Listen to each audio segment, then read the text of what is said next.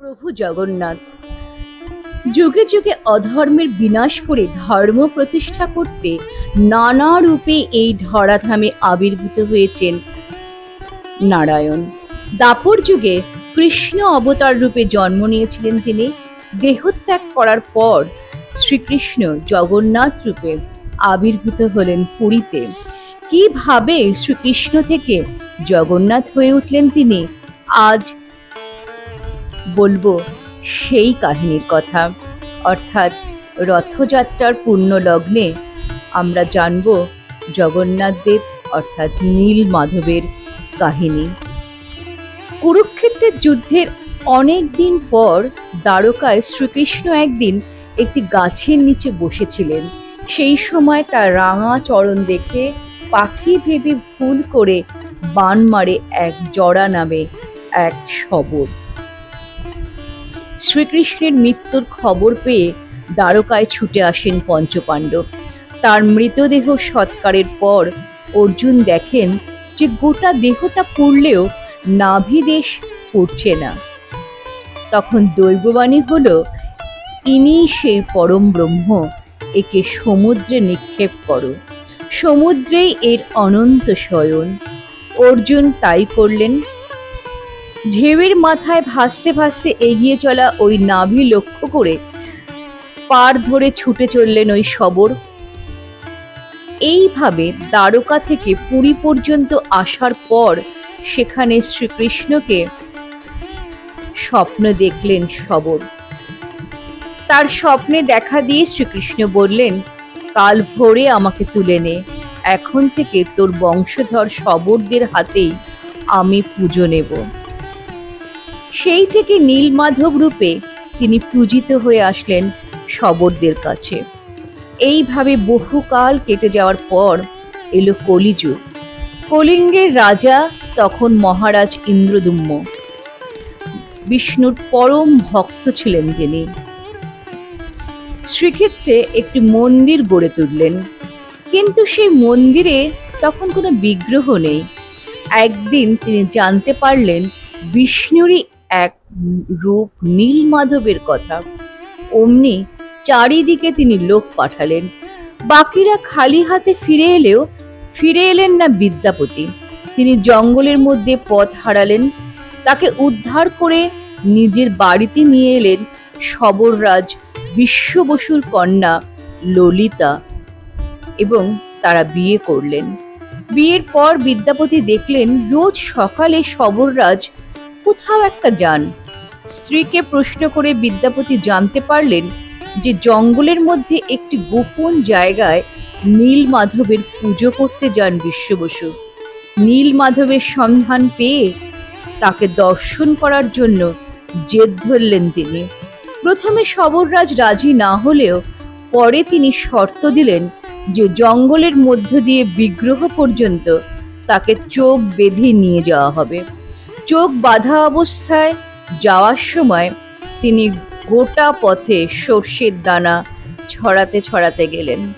যথাস্থানে পৌঁছে নীলমাধবের দর্শন পেয়ে তিনি বনের মধ্যে থেকেই পুজোর ফুল কুড়িয়ে এনে পুজোয় বসলেন। তখনই দৈববাণী হলো, এতদিন আমি দিন দুঃখীর পুজো পেয়ে এসেছি, এবার আমি মহা উপাচারে রাজা ইন্দ্রদুম্নের পুজো পেতে চাই। ইষ্ট দেবতাকে হারাবার আশঙ্কায় ভীষণ রেগে গিয়ে বিদ্যাপতিকে বন্দি করলেন শবররাজ। কিন্তু কন্যার ললিতার কাকুতি মিনতিতে বাধ্য হলেন জামাতাকে মুক্ত করতে। বিদ্যাপতিও সঙ্গে সঙ্গে এই খবর পৌঁছে দিলেন রাজার কাছে। ইন্দ্রদুম্ন তখনই জঙ্গলের মধ্যে সেই গুহায় পৌঁছে গেলেন নীলমাধবকে সাড়ম্বরে রাজপ্রাসাদে নিয়ে আসার জন্য। কিন্তু এ কি, নীলমাধব কোথায়? আটক হলেন শবররাজ। তখন দৈববাণী হলো যে সমুদ্রের জলে ভেসে আসবে কাঠ, সেই থেকেই বানাতে হবে বিগ্রহ।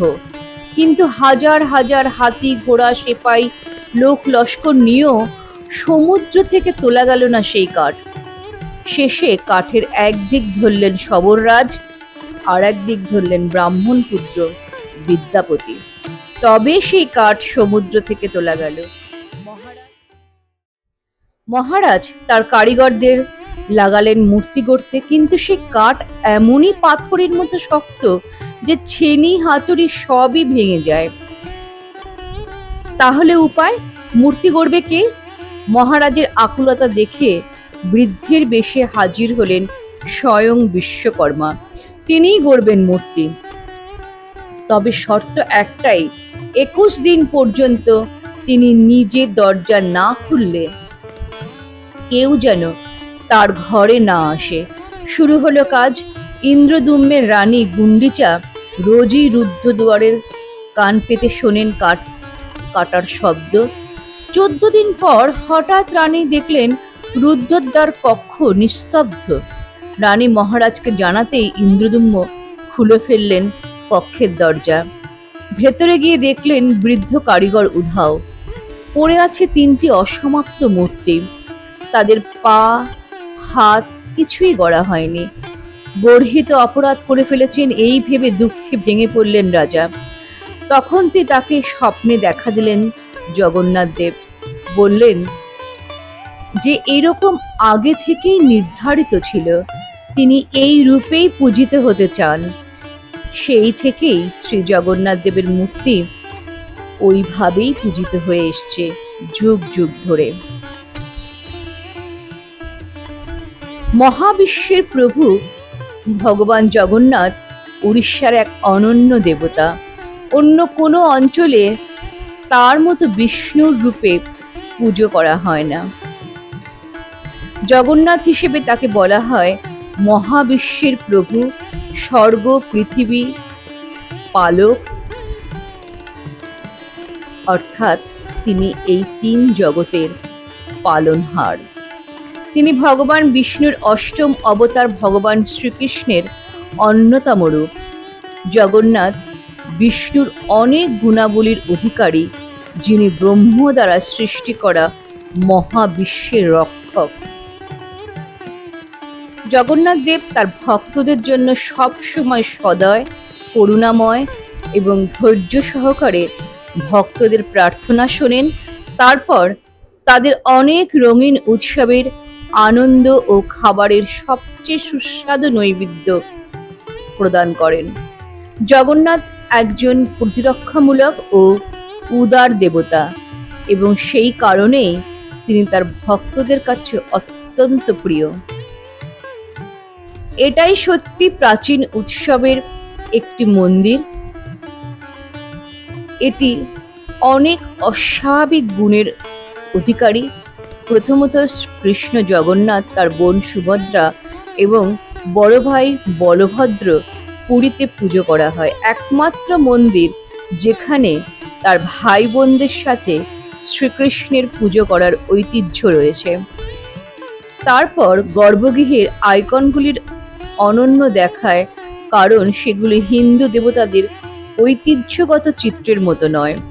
অবশেষে ধর্মীয় আচার অনুষ্ঠান ও উৎসবের প্রাচীন ঐতিহ্য রয়েছে, যা আজও পর্যন্ত অব্যাহত। পুরী মন্দিরের ইতিহাস এবং কিংবদন্তি প্রাচীন গল্পগুলি বহু শতাব্দী ধরে বর্ণিত হয়ে চলেছে। জগন্নাথ মন্দিরের ঐতিহ্যকে সমৃদ্ধ করে তুলেছে। অনেক পুরাণে পুরুষোত্তম ক্ষেত্র নামে একটি তীর্থের উল্লেখ রয়েছে। অগ্নি, স্কন্দ, পদ্মা ও ব্রহ্মপুরাণে মন্দির সম্পর্কিত পৌরাণিক কাহিনীর কথা উল্লেখ রয়েছে। রামায়ণ এবং মহাভারত উভয়েই ভগবান জগন্নাথের উল্লেখ রয়েছে। রামায়ণে ভগবান রাম বিভীষণকে বলেছিলেন যে জগন্নাথ তার ইক্ষ্বাকু বংশের পারিবারিক দেবতা। তারপর বিভীষণ দেবতার প্রশংসা করে একটি স্তোত্র রচনা করেছিলেন বলে জানা যায়, এবং তা আজও মন্দিরে বিভীষণ বন্দনা নামে একটি আচার রয়েছে। জয় জগন্নাথ। ভিডিওটি ভালো লাগলে অবশ্যই লাইক, শেয়ার, কমেন্ট করতে ভুলবেন না। জয় জগন্নাথ। All the best.